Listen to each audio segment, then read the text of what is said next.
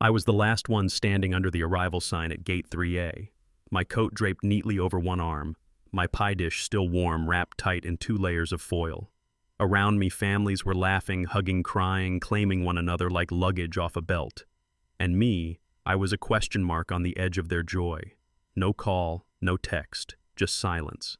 I checked again, 42 minutes since we landed. My son said, "Fly out, Dad. The kids miss you. It won't be the same without you." And yet here I was, alone, watching strangers be wanted. Before we continue, please like and subscribe to the channel and tell me in the comments where are you listening from. I didn't sit down. That was deliberate. I kept standing because sitting would have made it real, would have said to every passing family, every crying toddler, every beaming father holding balloons, this man is waiting for someone who isn't coming. So I stood. My coat still draped across my forearm had started to weigh more than it should have. The pie dish was warm when I packed it pecan Kayla's favorite. I'd wrapped it tight in 2 layers of foil, then in a tea towel so it wouldn't tip in my bag. I'd even set the crust just a little darker like Ethan used to like when he was a boy. I thought about that for a second, how strange it is the details we still remember for people who no longer notice we remember them. The phone was still in my hand, screen blank. I tapped it again. No notifications, no missed calls. I had texted the night before landing at 3:10, "Can't wait to see you all." No response. But I assumed they were busy. People are always busy. I used to be busy too before retirement stripped the urgency from my calendar. Now I mark time in coffee spoons and prescription refills. But this invitation had felt like a pulse again, something to prepare for, something to be included in. 3 days ago, Ethan had called out of the blue. "Hey, Dad," he said, voice light stretched tight like cellophane over something he didn't want to say. I'd been planning to stay home, roast a small chicken, maybe read the old war letters again, maybe not. He said, "We'd love to have you here this year. Kayla misses you.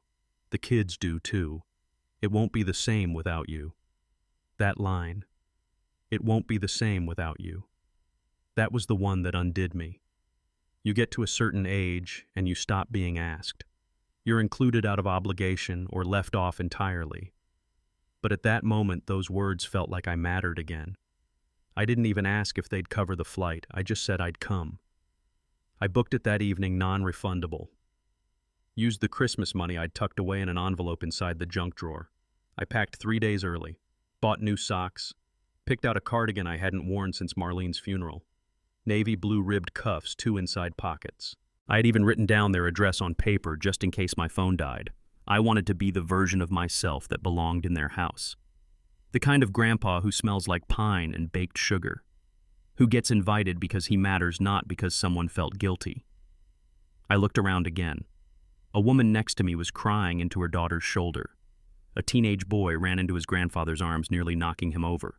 The airport echoed with the sound of belonging.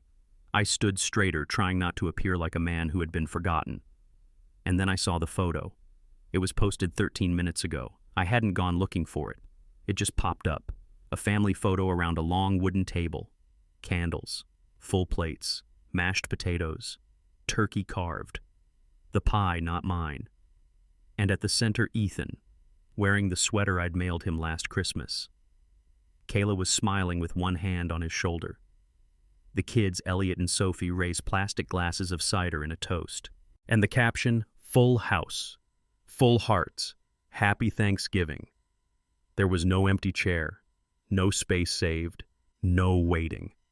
I didn't even feel the sting at first. Just a kind of hollowness, like I'd been erased so thoroughly that even the air didn't know I'd arrived. I turned my phone over screen facing my palm like it was something shameful.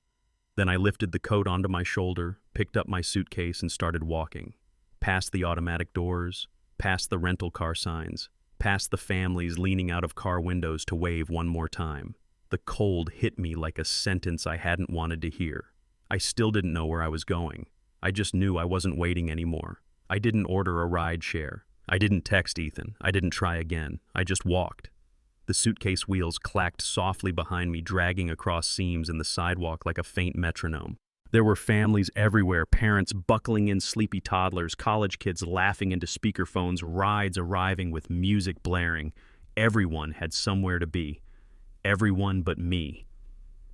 The air outside the terminal had that November bite, thin, sharp, and dry, the kind of cold that finds its way through wool and skin to sit just above the bone. But I kept walking, past the shuttle pickup, past the long row of taxis I wasn't about to climb into. I passed a mother handing hot chocolate to an older woman. I don't know why that detail stayed with me, but it did. Maybe because she looked older than me, and she had someone bringing her warmth. About a quarter-mile from the airport, there was a squat building tucked between a budget car return and a chain motel. Eddie's Diner. The flickering neon sign read the E blinking, like it couldn't quite decide if it belonged. The windows were fogged, and someone had taped paper turkeys to the inside. It was warm in there, I could tell from the condensation. I hesitated only a second before opening the door. The bell above the frame jingled with a tired sound. Inside, it smelled of bacon grease and cinnamon and old coffee. 6 people were scattered across the booths. A man in a delivery uniform was hunched over a newspaper. An older couple ate in silence. One woman sat at the counter spinning her spoon in a mug like it was keeping time. The waitress behind the counter glanced up, ponytail pulled tight. "Happy Thanksgiving," she said. Not chirpy, just kind. I nodded. "You too." She handed me a laminated menu, led me to a booth by the window. "We're short-staffed today, but we've still got turkey and pie. Might be slow." "Pie sounds just fine," I said, sliding into the booth. I didn't realize how stiff my knees had become until I sat down. "What kind?" She smiled. "Pumpkin apple or pecan? Got coffee and hot tea too." "Pecan and black tea, please." "You got it." I didn't take my coat off right away. I sat there for a moment, hands resting on the tabletop like I was waiting for someone to tell me it was all a mistake, that I'd misread the time, that a car was just around the corner, that the photo had been posted prematurely. But nothing came. My phone was still face down. It buzzed once. I didn't check it. When the pie arrived, it came with a little dollop of whipped cream that leaned to the side. The crust was cracked, not pretty, but the kind of pie someone makes when they mean it. The tea came in a chipped white mug. I took a bite. It wasn't the best pie I'd ever had, but it was warm, real, and for the first time in a long time, it wasn't something I'd baked for someone else. It was mine. I didn't rush. I didn't scroll. I just sat at a booth in a diner half a mile from a terminal where I'd been forgotten. And somehow I felt more seen there than I had in my son's house in years. I watched the steam rise off my tea and thought about the last time I'd been invited without it coming with a request. No, can you babysit? No, can you help us with the car? No, can you bring dessert? Just, "We want you here." That's what Ethan said. "The kids miss you. It won't be the same without you." And yet it was the same. No, it was worse. Because this time I let myself believe it. By the time I finished the pie, the tea had gone cold. I asked the waitress for the check. She looked over. "Want another slice to go?" I paused, then nodded. "Yeah. For later." "Best decision you'll make all day," she winked. The second slice came in a paper box tucked into a small white bag. I held it gently like it was something fragile. I stepped back out into the chill. The sun had already dipped low enough that the parking lot lights had begun to flicker on. It was Thanksgiving, and I had nowhere to go. And yet oddly, I didn't feel lost. Not exactly. Just done. I walked back toward the direction I'd come, not to return to the terminal, but toward a small neon vacancy sign I'd noticed earlier. Valley Motel. Weekly rates available. The kind of place with stucco walls, beige trim, and vending machines that ate your quarters. But it had lights on. And right now, that was enough. The man behind the desk looked half asleep, a football game flickering on the TV behind him. One night he asked. I nodded. Single, ID, and card. He didn't ask why I was alone, didn't ask what brought me to town, just slid a flimsy key across the counter. Room 108, end of the row. The room smelled faintly of bleach and loneliness. One bed, 2 lamps with mismatched shades, a TV older than my youngest grandchild. But it had heat, the kind that hummed low and steady through the vent. I sat on the edge of the bed and finally took off my coat. My back ached. My feet ached more. But my heart, the part that should have felt shattered, just felt still. Quiet in a way I hadn't experienced in years. I turned over my phone, 3 missed calls, 2 from Ethan, 1 from Kayla, a text from Ethan. Dad, where are you? I thought you were flying in tomorrow. No apology, no acknowledgement of the photo, just confusion, as if I'd disappeared, as if I were the one who got the date wrong. I didn't reply. Instead, I unzipped my bag and took out my old notebook, the one I used for grocery lists. Quiet thoughts, things too small to say out loud. I flipped to a clean page and wrote one sentence: I am not spare. Then below it, I am not a placeholder. I am not a side dish at someone else's table. I stared at those lines for a long time. Then I underlined them both. I didn't cry. A few years ago I might have. 5 years ago I would have. But tonight, no tears, just clarity. Cold, clean, and sharp, like winter arriving without permission. The next morning the motel room smelled like lukewarm coffee and cheap detergent. I'd slept in my clothes. Not out of laziness, but because I hadn't planned to unpack. I hadn't planned to stay. But plans require other people to keep their word, and mine had failed before the plane even touched the tarmac. I sat on the edge of the bed, feet flat on the scratchy carpet, watching steam rise from the little coffee maker near the sink. I hadn't cried the night before, not once. I think a younger version of me would have, back when I still believed that being needed was the same as being wanted. The silence in the room wasn't heavy. It was honest. There's a difference. Heavy silence waits for something to break it. Honest silence asks nothing from you at all. And for the first time in a long time, I didn't feel like I owed anyone an answer. My phone sat on the nightstand face down, blinking occasionally like it was trying to remind me it still existed. But I let it blink. I wasn't ready to hear Ethan's voice or Kayla's confusion or some carefully worded apology that never used the word sorry. I knew what would come. A string of excuses, a mix-up with the date, something about turkey prep or the kids acting wild or Kayla's sister dropping by unannounced. They'd wrap it in concern, ask if I was safe, if I needed a ride. They'd offer warmth they hadn't meant to withhold, as if forgetfulness could be patched with politeness. But that morning I didn't want mended things. I wanted the truth, even if it stung. The pie was still in the white paper bag beside my suitcase. I had placed it there gently the night before. I hadn't touched it, and I wouldn't. It had been made for people who didn't bother to make space for me. It would not cross my lips. I opened my notebook again, the same one I'd scrawled in the night before. I looked at the words I'd written: I am not spare. I am not a side dish. I ran my finger slowly under the ink and added a third line beneath them. I am not furniture you drag out for holidays. That one stayed with me. It was around 7:45 a.m. when I decided to walk. The air outside was clean but cold, with that late November sharpness that cuts through your collar and reminds you you're alive whether you like it or not. I walked aimlessly for a while, past a hardware store that hadn't opened yet, a gas station where a clerk stood behind glass looking like he wished he were anywhere else, a half-shuttered barber shop with a rotating pole that still spun even though no one would walk in today. Eventually I saw the bank, a branch of the same one I'd been using for over 30 years. There was no epiphany. No dramatic swell of music, just a simple thought: it was time. I walked in right as they opened. A young man with nervous eyes and a tie that didn't quite match his shirt greeted me. "Good morning, sir. How can I help you today?" "I'd like to speak with someone about my accounts," I said. "All of them." He nodded, led me to a small office with glass walls and plastic chairs. 10 minutes later, I was sitting across from a woman named Caroline.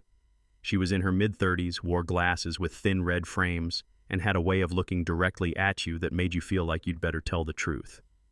"What can I do for you today, Mr. Graham?" "Walter Graham." "All right, Mr. Graham." I leaned forward. "I want to stop every automatic payment to my family, starting today."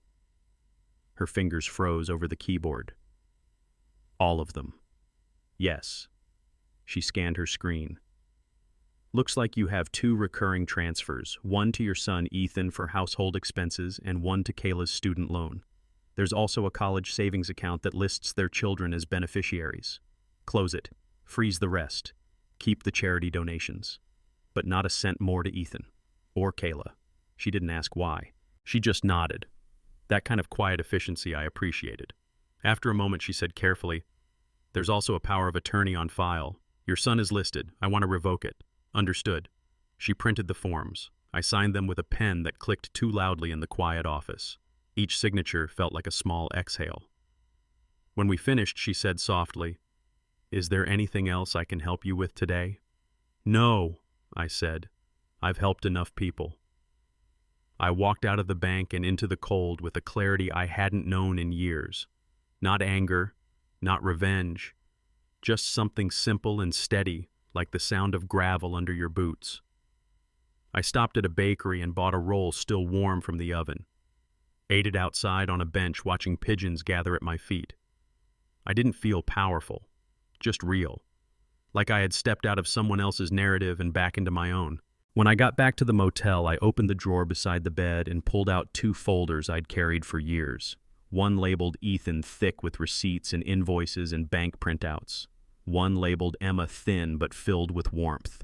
Emma was Ethan's daughter from his first marriage, 23 now, finishing nursing school back east, the only one who still called me just to talk, the only one who never asked for anything but attention.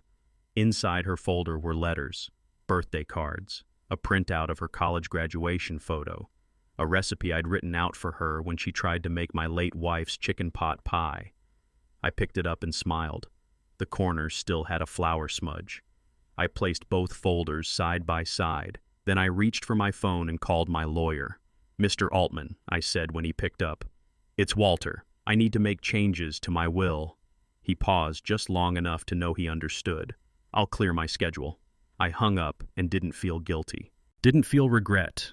Just felt like I'd finally stopped waiting for someone else to name my worth.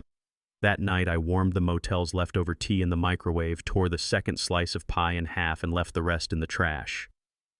Some things, no matter how much effort you put into them, just aren't meant to be eaten. And some invitations were never meant for you. They were meant for your usefulness. But I was done offering mine. The train ride home was uneventful, and that was a gift. I sat by the window, hands folded in my lap, watching the trees blur into soft streaks of brown and gray. No one sat beside me, which I was grateful for. I didn't want to explain the pie box in the trash or the motel key still in my coat pocket. I didn't want to tell anyone that a Thanksgiving invitation had turned into a motel tea and a banker's signature. I just wanted the silence. Not the kind that hurts, but the kind that lets you think finally after years of background noise. When I stepped through the door of my house, it still smelled like home. Old wood and lemon oil. The air was cold but clean. I hadn't been gone long, but I came back different. My hands reached instinctively for the thermostat, then the kettle. The same routine I'd done for decades, and yet it felt new now. I took my tea to the kitchen table and sat where I always sat, facing the window. And then I opened the drawer, the one I'd been avoiding. The folders were where I'd left them, tucked behind the warranty receipts and insurance notices. I pulled out the one labeled Ethan. It was heavier than I remembered. Inside every copy, every record, every IOU that was never repaid. The mortgage assistance when his and Kayla's second house fell through. The $5,000 I wired when Kayla went back to grad school. The time I co-signed for their Subaru even though I hadn't driven in 3 years. There were daycare receipts from when Sophie was born. A letter from the private preschool confirming I'd paid the deposit. A scribbled post-it from Kayla saying, "We'll pay you back once Ethan's bonus clears." It never did, but I never asked. I told myself back then it wasn't a loan, it was love. I kept telling myself that through birthdays I wasn't invited to, and weekends they were too busy to call. One document stood out, a copy of the check I wrote when Ethan turned 35 and lost his job. $10,000. No questions asked. He told me he'd repay me in a year. That was 7 years ago. I remember how proud he'd sounded when he took it, and how quiet he went once he cashed it. I laid each paper out across the kitchen table like a mosaic of silence, a collage of things I was never supposed to bring up. That's the unspoken contract, isn't it? Parents give and give and give, and the reward is that we're not allowed to speak of it without sounding petty. We're told it's noble to forget our sacrifices. That keeping score means bitterness. But now looking at that table, I didn't see bitterness. I saw proof, not of money lost, of time, of presence, of care. I opened the other folder, Emma's. Thin, yes, but filled with more heart than the other ever had. Inside a birthday card she drew when she was 6, stick figures holding hands. To Grandpa Walt, "You make the best toast." A thank you note she mailed the first year of college. Thanks for the care package. Finals week is brutal, but your cornbread made me cry. A photo of her with her stethoscope the day she got her internship. I'd printed the picture myself after she emailed it. She didn't ask for money. She didn't need me to fix anything. She just called. She asked about my day. She asked for my opinion on books she was reading. She remembered the anniversary of Marlene's passing without prompting.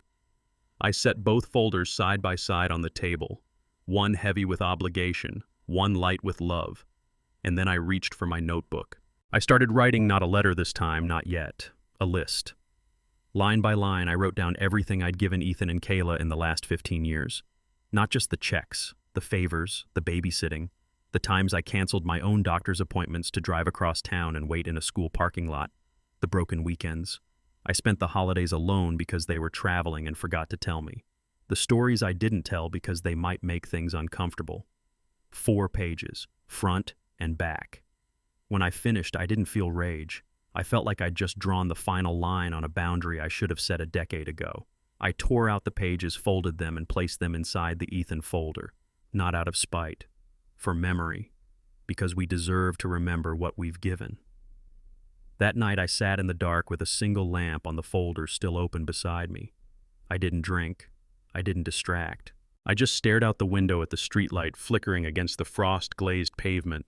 I thought of the Thanksgiving photo again, of the caption, "Full house, full hearts." There had been no room at the table, not even in the frame.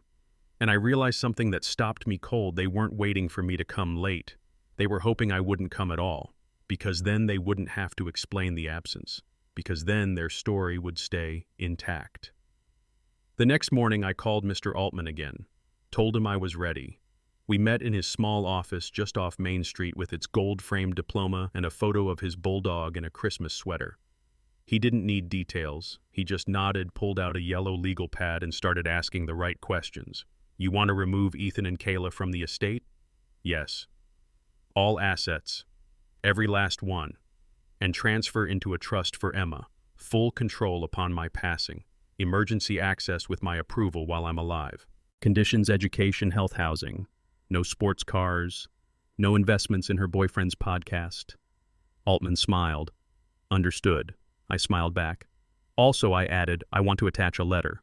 Legal or personal, a statement of intent. It won't be binding, he said.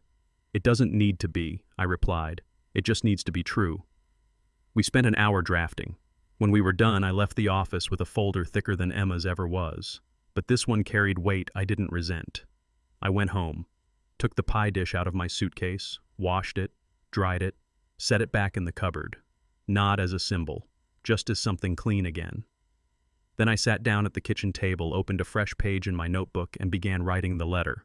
Not out of anger, not out of hurt, but because I had words that finally belonged to me. I began simply, to whoever reads this after I'm gone, this is not about punishment, it's about honesty. I gave quietly, repeatedly, without asking. And in return, I was edited out. This isn't revenge, this is reclamation. Of legacy, of choice, of voice. By the time I finished, my tea had gone cold again, but I didn't mind. Because this time I was choosing my heat, and that made all the difference. I didn't sleep much that night, not because I was upset, but because my mind was sharper than it had been in years. When you carry the same weight long enough, the moment you put it down, your body forgets how to rest. I sat at the kitchen table just past midnight, notebook open, pen in hand, folders spread out beside me like evidence. I wasn't writing a will. That part would be handled by Altman crisp and notarized. What I was writing was something harder. A letter. One that wouldn't be read until after I was gone. One I hoped would never be misunderstood, even if it would never be forgiven. I started it 3 times. Crossed out each version. Too emotional. Too guarded. Too vague. Then finally I began again. To whomever is reading this, I want to be clear, this is not a punishment, it's a truth. One I should have spoken aloud years ago. If you're wondering why I've made the decisions I have, this is your answer, not to justify, not to explain, but to stand as a record of what was and what never will be again. I paused, took a sip of the tea I'd forgotten I made. Lukewarm, bitter. Perfect for this.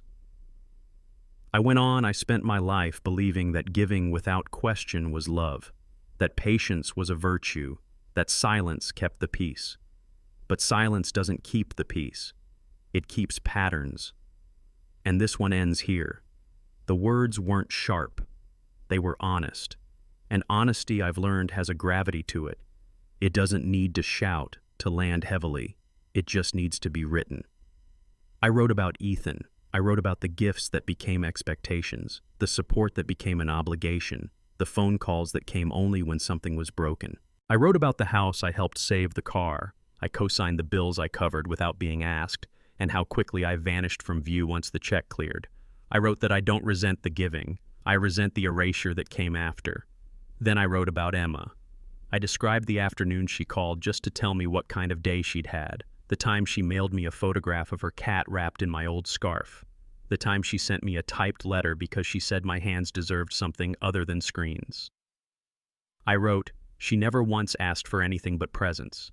And when someone sees you as a person, not a bank, not a backup plan, not a formality, you give them what you never gave the others, everything.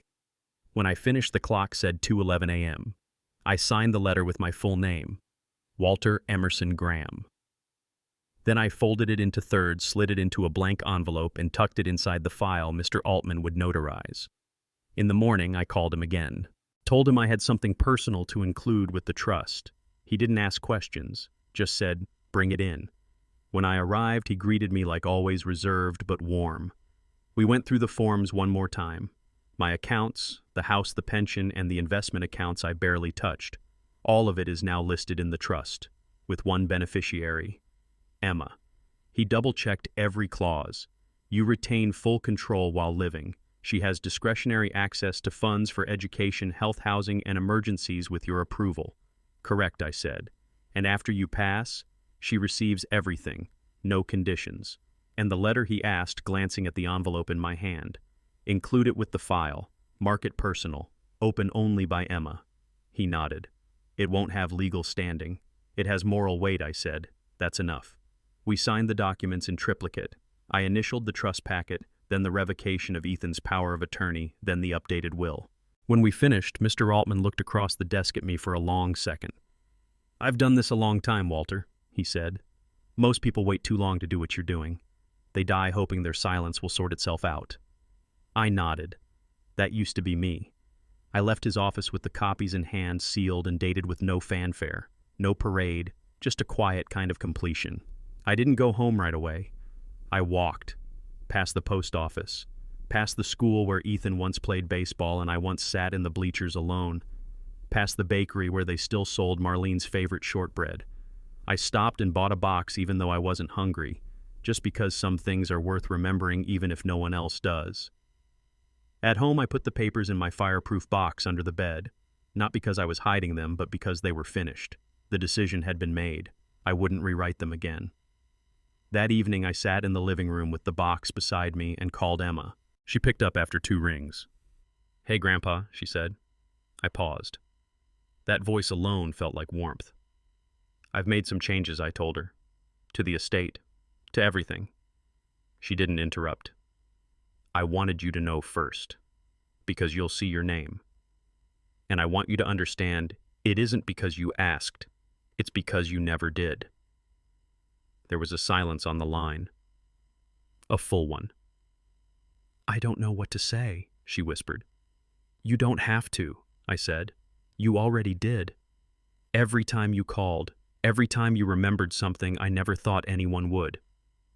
That was enough. Her voice cracked. I'm going to cry. Then cry, I said. But don't ever say you didn't earn this. She didn't speak for a moment. Then, thank you. For everything. I smiled. There's a letter for you in the file. Read it when the time comes. Not before. I understand, she said. And I believe she did. We hung up. I sat in the silence this time, not heavy, not honest, something else. Peaceful. That night I made dinner for one. Just soup and a slice of bread. I lit a candle not because anyone was coming, but because I was there. And then I whispered to the room, it's done. Not as a declaration, but as a benediction. 3 days after Thanksgiving, I finally turned my phone back on. 15 missed calls, 12 texts, a few voicemails. The usual suspects. Ethan, Kayla. One from their neighbor who always oversteps, and two from an unknown number I assumed was Kayla's sister. I didn't listen to any of them. I didn't need to. The pattern was predictable. First came concern, feigned or fleeting, then confusion, as if I'd wronged them by stepping back. Guilt-shaped apologies would follow disguised as explanations. And finally, a hint of panic, not about me, of course, but about logistics. About money. When would the next deposit hit? I waited until the next afternoon before responding. Not with a call, with a letter. Handwritten, no emojis, no red receipts. No illusion of real-time empathy. Just ink paper and a signature at the bottom. Ethan, this isn't punishment, it's a boundary. One you helped draw. You asked me to be less involved, less present. I'm honoring that request. No more monthly support, no more emergency funds, no more filling in for forgotten mortgages or inflated holidays. You're a grown man, a husband, a father, and you've made it clear you wish to handle your family matters without my input. I respect that. I hope you understand that I must also handle mine. Dad. I folded the letter, neatly slid it into an envelope, and dropped it in a blue mailbox downtown. It made a soft clank as it disappeared inside a closing bell to a chapter I should have ended years ago. The next day brought silence. Not a word. Not a how could you or let's talk. It was the first time in years Ethan let the silence stay. And strangely, that hurt less than his words ever did. The motel manager knocked that morning to ask if I needed another week. I said no. What I needed wasn't more time to linger. It was a new rhythm, a quieter one. Not new exactly. Just mine. I found a modest apartment near the edge of town. Nothing grand. 1 bedroom, a small balcony, a parking space shaded by a sycamore tree that dropped golden leaves like it was always October. The living room had a faint pine scent, probably from the last tenant's overzealous use of holiday cleaners. The air was still enough for me to think clearly. I signed the lease. 3 months in advance. Moved in with 2 suitcases, a worn duffel, and a box labeled Emma. The first thing I bought was an armchair from a thrift store down the road. It had cracked leather, a sunken seat, and a small tear in the left armrest. It reminded me of the one my wife used to read in. The one she refused to let me throw out even when the springs poked through. I placed it by the window where the light hit softly in the morning. Next to it, a small round table, just wide enough for a lamp and a mug. That became my space. Every morning I brewed a fresh cup of coffee, sat in that chair, and opened a notebook.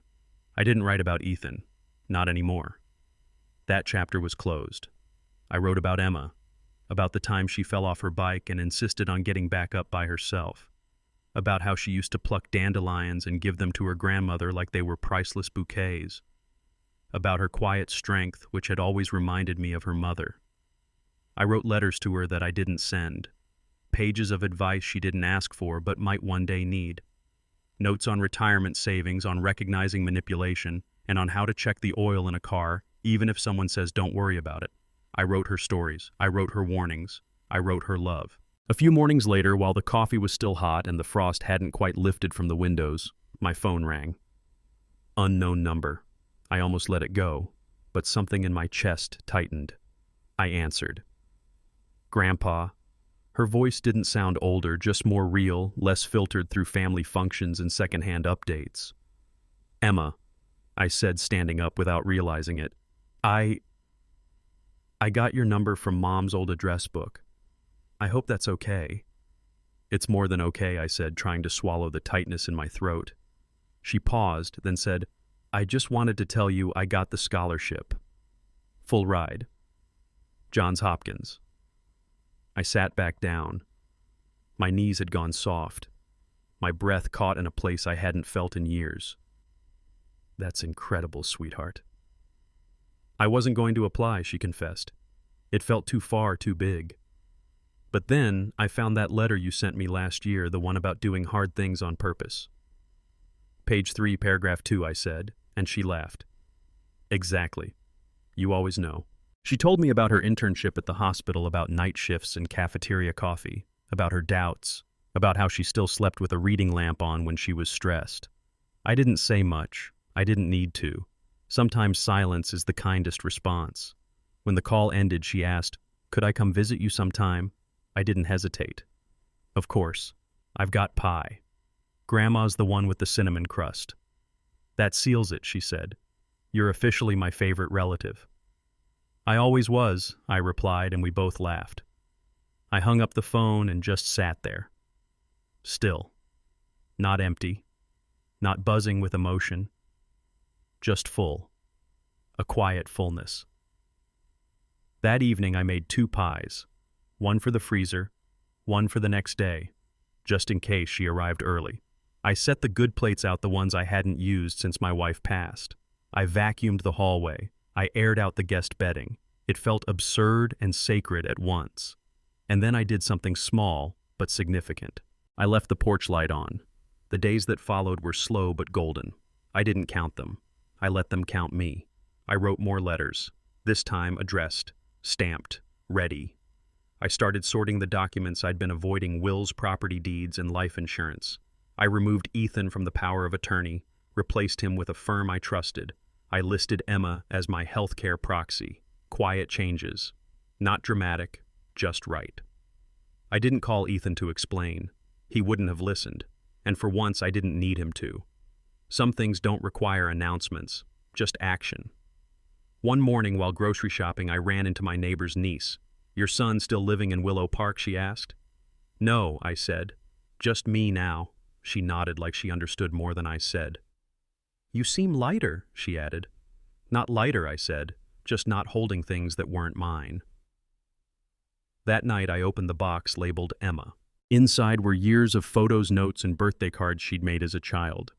A ceramic turtle with my name etched into its shell. A hospital wristband from the day she was born. A dried rose from my wife's garden she'd once pressed between Bible pages. I laid them out on the table like a map of something I'd almost forgotten, the line between memory and legacy.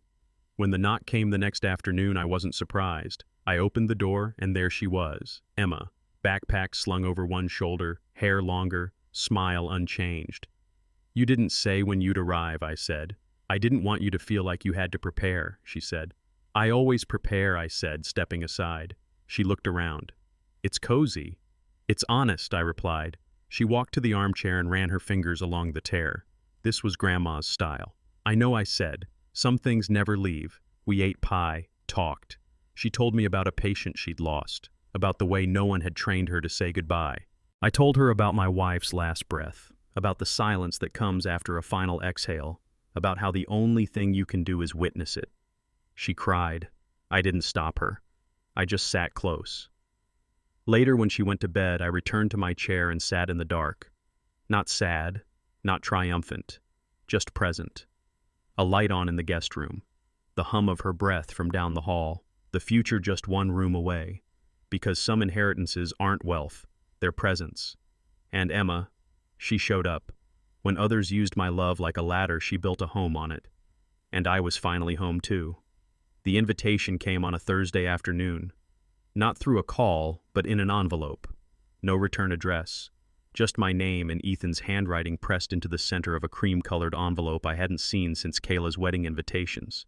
The handwriting hadn't changed. Slanted, certain. Too confident for the contents it carried.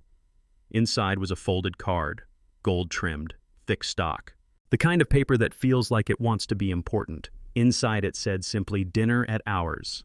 Saturday, 6 p.m. Hope you can join. Ethan and Kayla."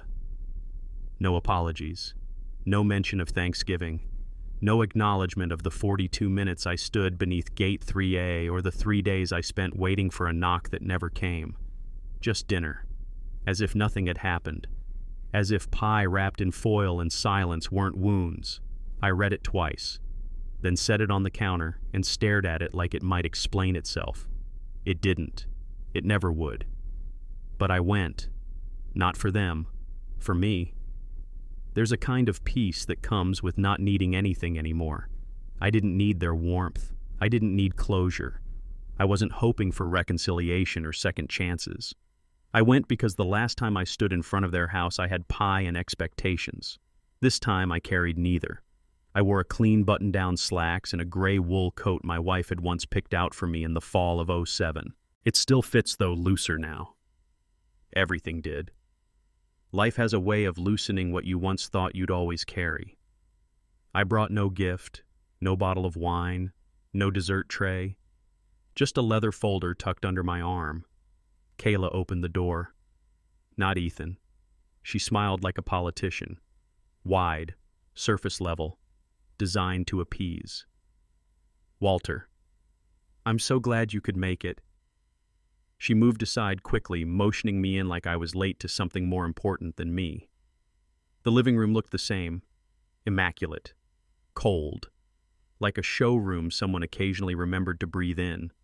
The kids weren't in sight, no toys, no crayon drawings, just a sterile perfection that made you want to wipe your shoes twice. Ethan appeared from the hallway, adjusting the cuff of his shirt like he hadn't been watching from a shadowed corner. "Dad," he said. A nod, not a hug. Ethan. We stood there for a second too long. Then he gestured to the dining room. "Dinner's ready. Kayla made that braised short rib recipe you used to like." I remember I said, "Used to." He chuckled nervously. Kayla didn't laugh. The table was set for 6. Too much silverware. Linen napkins folded like origami. Candles already lit their scent, dancing over the aroma of meat and rosemary. Across the table sat Kayla's sister and her husband. 2 strangers I'd once loaned money to when their water heater burst. They smiled like we shared memories. We didn't. We ate. Slowly. Politely. Conversation bobbed on the surface of safe waters, weather renovations, and traffic. Nobody mentioned Thanksgiving. Nobody mentioned the pie. I listened. I observed. I counted the ways the evening was choreographed to feel normal. Halfway through the meal, Ethan cleared his throat. "Dad, we've been meaning to reach out." I looked up. Not at him. At Kayla. She set down her fork. Right on cue. "We were thinking," she said, "with the kids growing up and with your experience, your wisdom, it might be nice for them to spend more time with you. Maybe Saturdays you could teach them some of your skills. Maybe even do a little driving practice with Ethan Jr. when he's older." I nodded slowly, let the words land. And Ethan added, "We've been considering consolidating our accounts, streamlining things for the kids' college funds. Thought maybe you'd have some insight, maybe help oversee some of it like you used to, just temporarily." There it was. The ask, wrapped in flattery, seasoned with nostalgia, served warm. I wiped my mouth with the napkin, folded it neatly, set it beside my plate. Then I reached under the table and pulled the folder onto my lap. "I brought something," I said. Ethan straightened. Kayla's posture shifted, too alert for comfort. I opened the folder. "These are records," I said. "Copies of every transfer, every loan, every bill I paid or covered over the past 15 years. Kayla blinked. "There's also a summary, line by line. You'll see that the total comes to just over $286,000. Silence. I turned a few pages. Let them see the dates, the consistency, the magnitude. "I'm not here for repayment," I said calmly. "I'm here for acknowledgement." Ethan's mouth opened, but no words came out. I didn't fill the silence. Instead, I pulled out a second sheet of paper. This, I continued, is a letter I wrote 2 months ago. It outlines a transfer of ownership specifically of the trust your mother and I established before her passing. It no longer names you as the primary beneficiary. Kayla's sister shifted uncomfortably. "It now names Emma," I said. Kayla's fork slipped from her hand. The sound of it against the porcelain plate echoed too loudly. "She's a minor," Ethan said quickly. She's 18 next week," I replied. "She has a scholarship, a plan, a spine." I stood, placed the folder gently on the table. "This isn't retribution. This is clarity." Kayla spoke, then her voice sharper than she intended. "You're doing this because of Thanksgiving." "No," I said. "I'm doing this because of everything before it." I turned toward the door. My coat is already waiting on the armchair. No one moved to get it for me. As I reached for the handle, Ethan called out, "Dad, wait." I paused. Not for him, for the moment. "I was going to call you back, after Thanksgiving. I just got caught up." I nodded. "That's the thing about being caught up, Ethan. Eventually you have to choose what you carry and what you leave behind. I opened the door. Cool air greeted me like an ally. Dinner was lovely, I said, but I'm full now. And I stepped into the night. The stars were out, unapologetic, bright without asking permission. I walked slowly, not because I was tired, but because it was the first time I wasn't walking towards something uncertain. I already knew who would knock next. The phone rang at 6:12 p.m., not a missed call this time, not a voicemail to ignore. It rang, loud and clear. I set my spoon down chicken soup left over from the night before and stared at the screen. Ethan. I didn't answer right away. I let it ring 3 times. 4. Then I picked up. Dad, he asked like the words still fit. Can we talk? I didn't respond at first. Just let the air move. 1, Mississippi. 2, I think we should sit down. Maybe dinner, he offered. Dinner. As if Thanksgiving hadn't happened. As if I hadn't waited 42 minutes by the airport curb with a warm pie going cold on my knees. I said nothing. But I didn't say no. Friday, I said finally. 7 o'clock. He seemed surprised, I agreed. I didn't blame him. I was surprised too. That Friday I wore the same coat I'd brought on the flight. It still held the faint smell of roasted cinnamon from that pie dish. I drove across town slower than usual, letting the winter wind press against the windshield like a question I wasn't ready to answer. When I pulled up outside their house, the same 2-story house they'd moved into after Ethan's promotion, the porch light was on. It was the only thing that reminded me of home. I knocked. Kayla opened the door, smile too wide, voice too high-pitched. Walter, you look great. Her tone landed like confetti after a funeral. Ethan stood behind her, hands in his pockets, avoiding my eyes. The kids weren't there, just the 3 of us. I stepped inside. The house looked staged, like a realtor had come through 5 minutes before and removed all the signs of real life. Too clean, too curated, too late. Dinner was salmon, asparagus, no pie. Kayla chatted nervously. I nodded where necessary. Ethan barely spoke. The sound of silverware against ceramic was louder than anything said.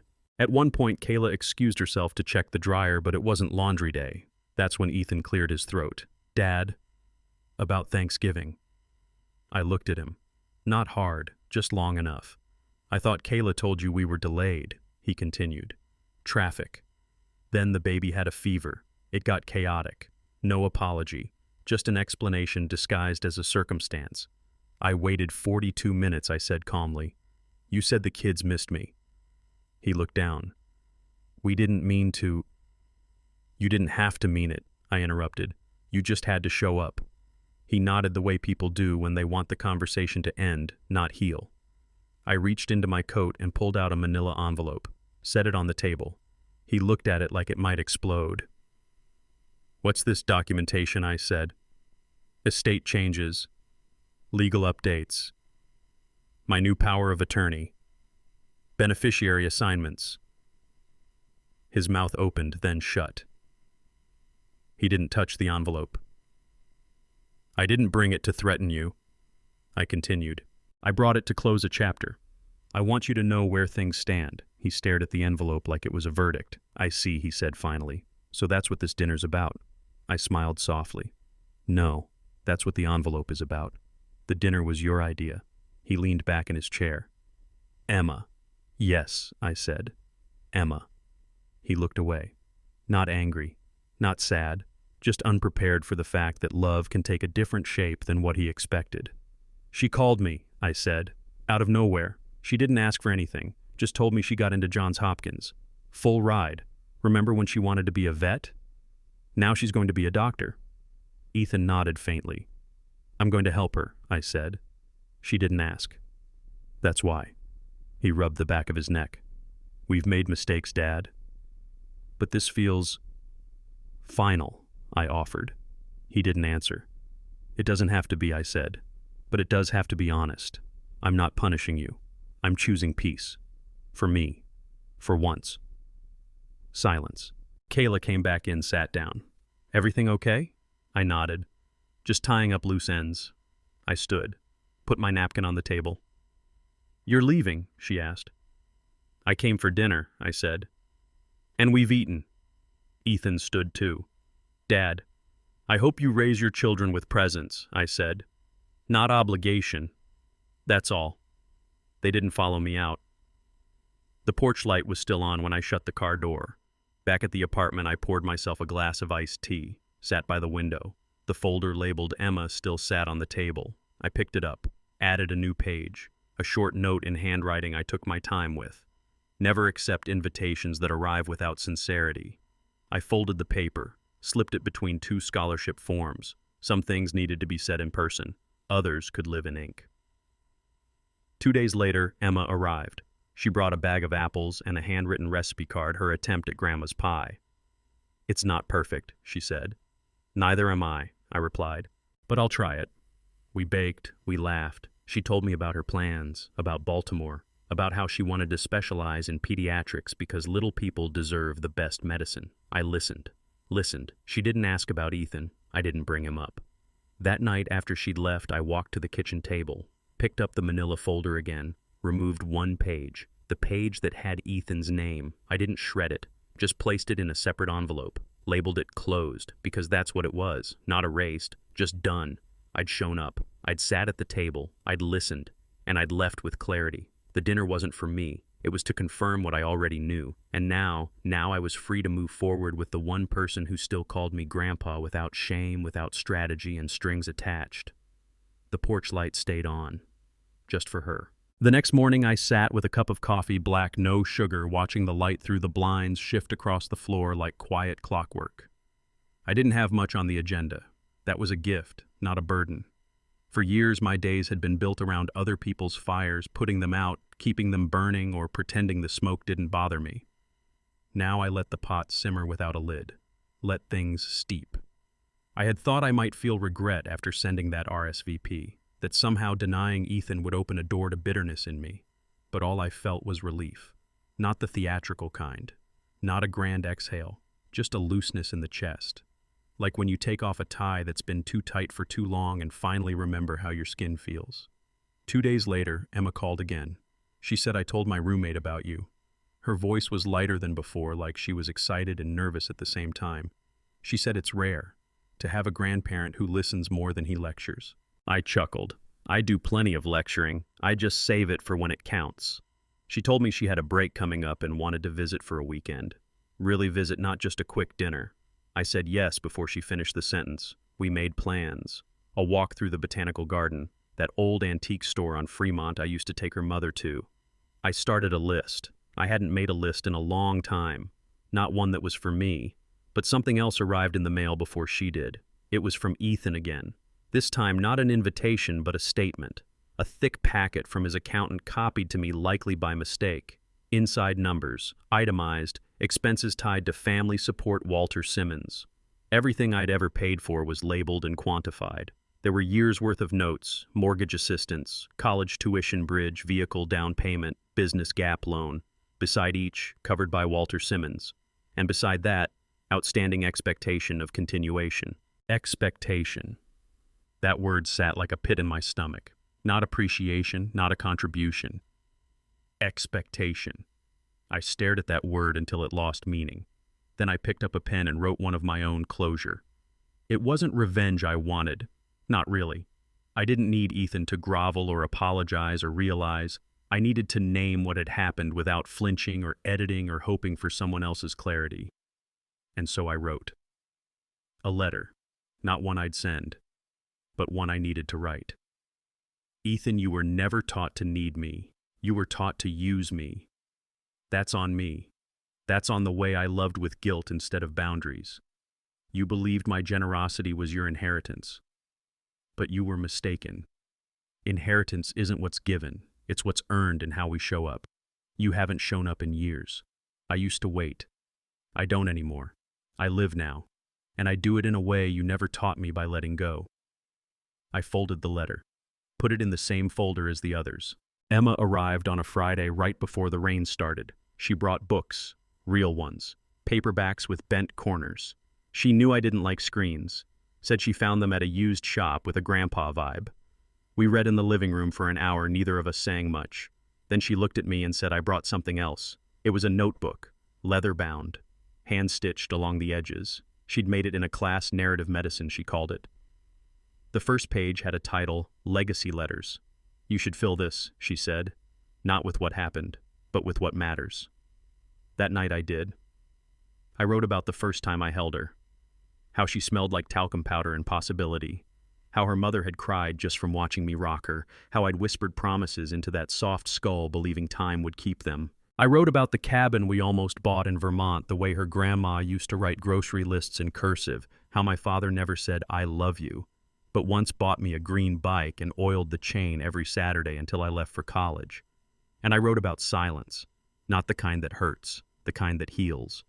The next day I made pancakes, the way her grandma used to, burnt the first batch. She said it tasted like memory. I took that as a compliment.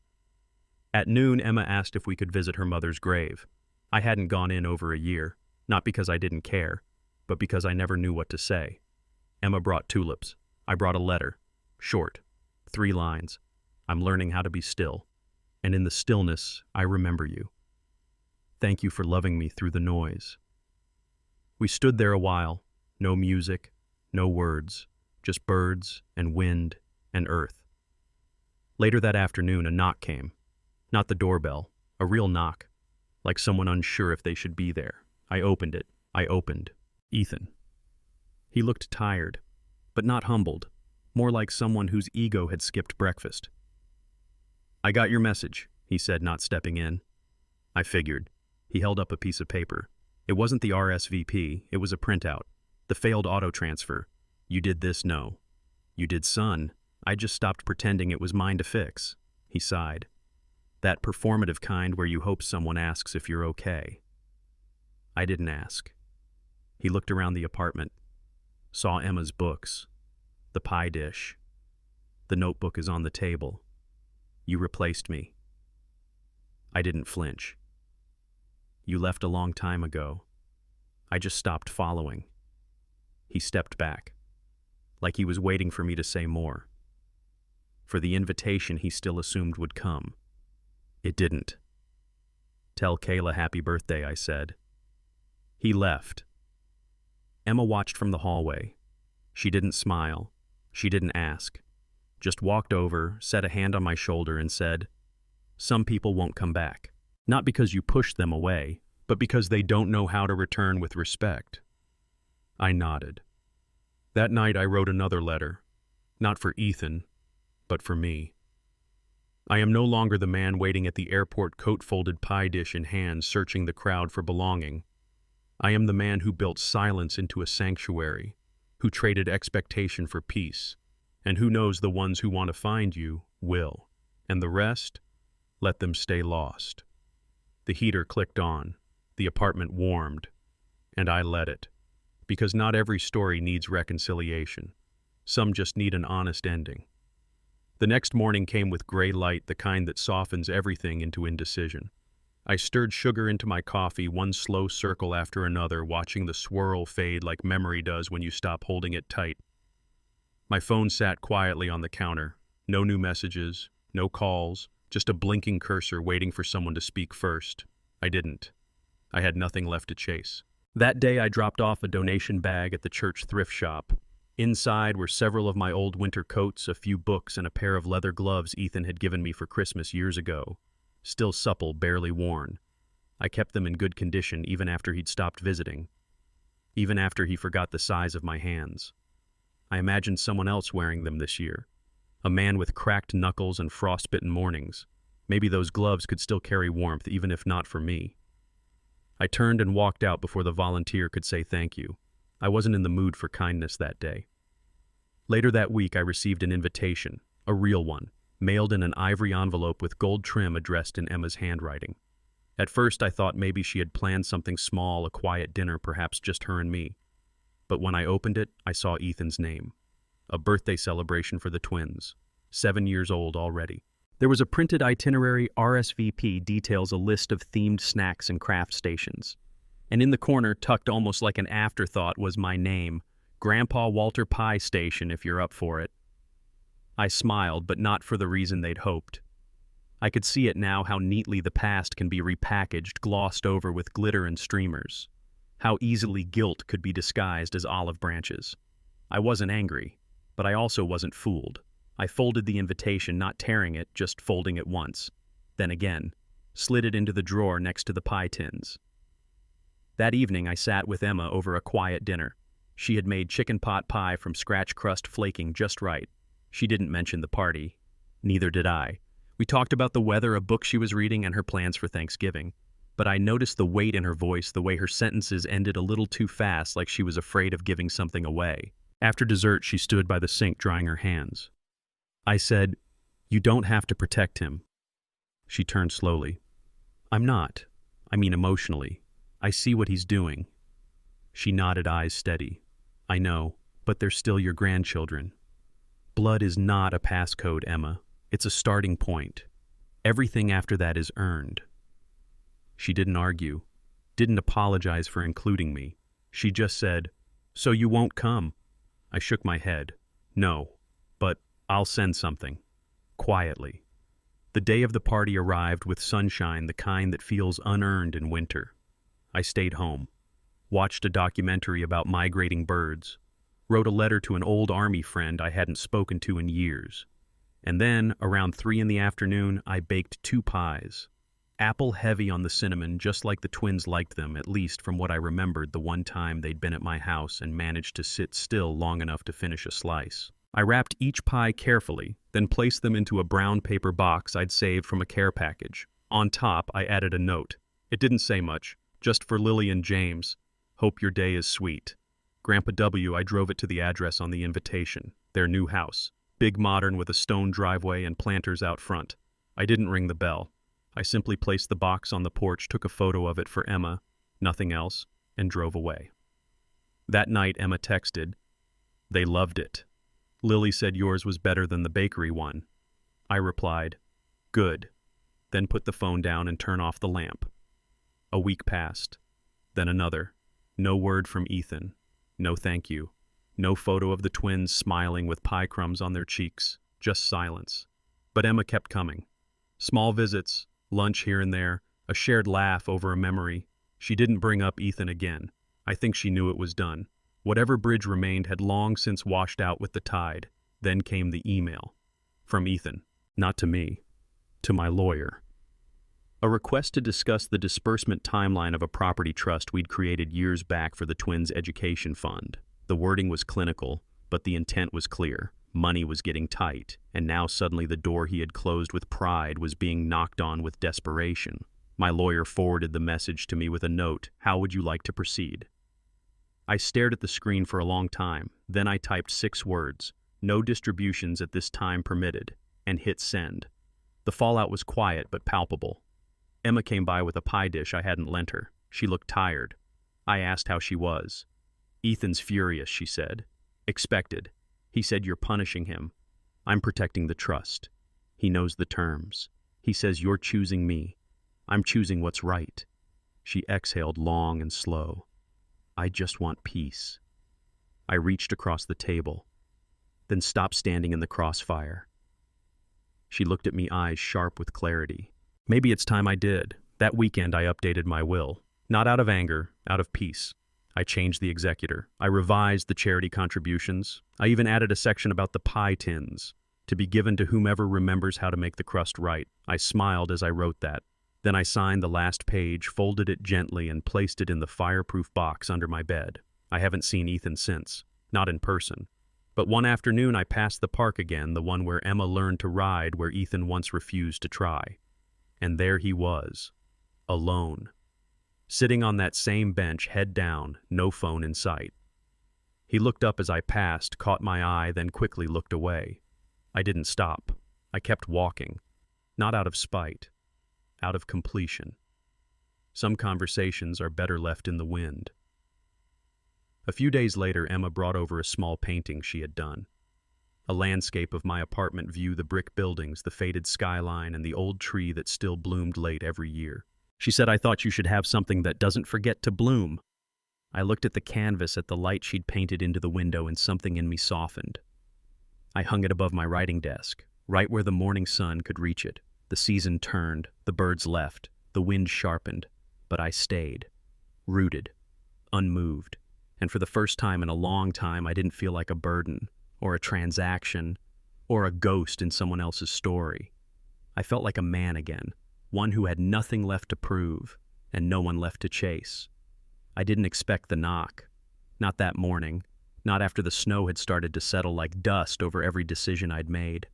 It was a Wednesday. Quiet. I was halfway through my coffee and had just turned the radio down low enough to hear my thoughts. The knock came once firm, but hesitant. I opened the door to see Emma standing there, a folder in her hands, her cheeks pink from the cold. "Dad," she said, "you need to see this." She stepped inside without waiting for permission like she used to when she was 9 and came home from school with a drawing of a dragon she was proud of. Only this time the folder didn't hold dragons. It held court documents, financial disclosures, emails, screenshots, a full thread. "Ethan's been trying to move the money," she said softly. What money, I asked, though I already knew. The old joint account from Mom's name, the one you never closed. He filed paperwork to have it renamed under his business. I blinked. "He forged your signature, Dad."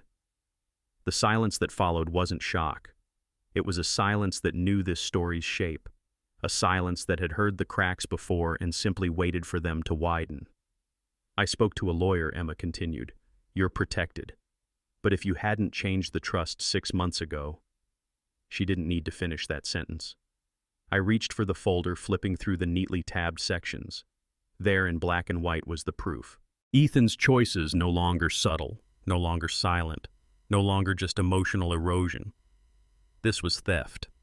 I sat down. Emma knelt beside the coffee table waiting. I didn't speak right away. Instead, I pulled from the drawer beneath the side table and retrieved an old notebook. My ledger of kindnesses.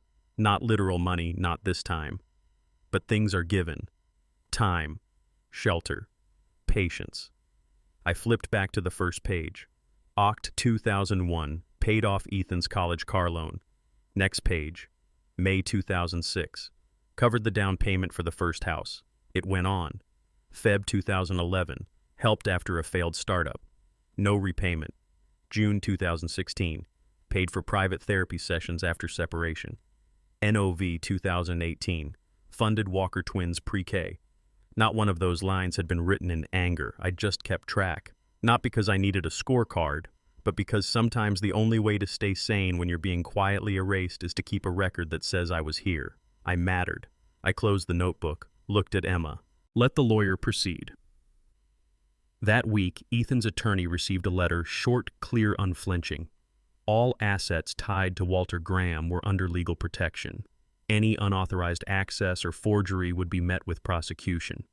Ethan responded by email. No apology. Just a question. "You're going to do this to your son?" I didn't reply. Because no, I wasn't doing anything to him. I was finally stopping what had been done to me. 3 days later, I attended a local veterans event at the town library. They were honoring those who had served in quiet wars operations the history books don't write about. I wore my old Navy jacket, polished my shoes, shook hands with men who'd also lost parts of themselves in distant places. At the reception, a young woman with a clipboard approached. "Mr. Graham, we're starting a legacy series. Would you be willing to record your story?" I hesitated, then said, "Only if I can tell the truth. Not the version with medals, but the one with silence." She nodded. "That's exactly the version we want." 2 weeks later, I sat in a quiet room with a mic in front of me and began to speak not about battles overseas, but the battles we fight in kitchens, in bank offices, in driveways where no one picks you up. I spoke about what it means to be erased in your own family and still find the courage to stand. The recording went viral in the veterans community. A segment aired on local TV. Emma watched it 3 times. "You looked like you were finally breathing," she said. And maybe I was. Then came the invitation. A real one this time. Not from Ethan. From a former student of mine, now a professor. "We're holding a conference on generational legacy," it read. "Would you speak not as a veteran, as a father who chose dignity over dependency?" I almost declined. But Emma nudged me. "Dad, if even 5 people hear your story and decide to reclaim their peace, it matters." So I went. I stood at a podium, a room full of strangers. Told them what I'd done, what I hadn't done, what I chose not to carry anymore. The applause wasn't loud, but it was honest. One man approached me after, mid-50s, eyes tired but kind. "You said something about the ledger of kindness," he said. "I've kept one too. Thought I was the only one." I smiled. "We're everywhere, just quiet." Ethan didn't show up at that event. But a week later I received another envelope, no return address. Inside was a photo of us. Ethan, age 6, on my shoulders, arms stretched like wings. No note, just the photo. I placed it on the shelf, not as a bridge, not yet, but not as a final goodbye either, somewhere in between. The next season came slowly. I planted tomatoes in pots on the balcony, started writing letters to people I'd lost touch with, not to reopen wounds, but to remind them, "You mattered to me once." And that still counts for something. I gave away my old drafting table to a local high school student who loved engineering. "You'll outgrow it," I told him, "but you'll never forget the feeling of making something real." Emma began calling every Sunday. No agenda, just presence. And one morning, as the light stretched long across my living room floor, I realized something. I wasn't waiting for anyone anymore. Not a call, not redemption, not even justice.